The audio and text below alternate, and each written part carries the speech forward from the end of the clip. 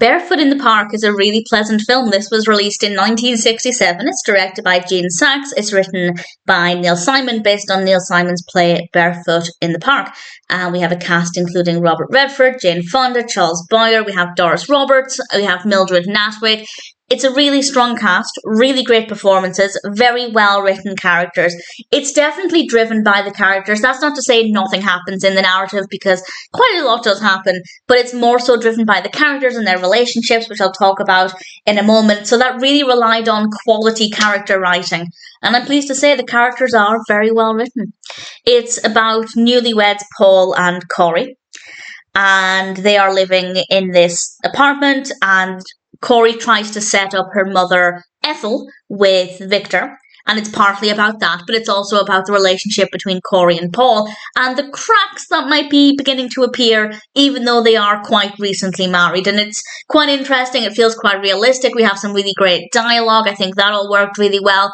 It is a romantic comedy, and I guess that makes sense. I wouldn't necessarily say it's that romantic. It is, in places it is, but a lot of the emotions are quite negative. The characters are having quite a lot of negative emotions, so it's not the most romantic film in some regards, and also it's not the funniest film either, but there are moments of comedy, so I guess it kind of fits in there. And we have some just brilliant performances, really great, very believable characters. With regards to the specifics of the narrative, it's kind of one of those films where a lot happens, but not a lot happens. The characters are often moving around very quickly. We go to a lot of different locations. There's not a lot going on, though. If I were to mention all of the key plot points, they're more so surrounding the characters themselves and their changing emotions and changing attitudes. And that's not a criticism at all. Character-driven films can work very well, and I think this one does work really, really well. I rather enjoyed it. I thought it was a really pleasant experience. For the most part, it's quite an easy watch. Visually, it looks great. We have some gorgeous costumes.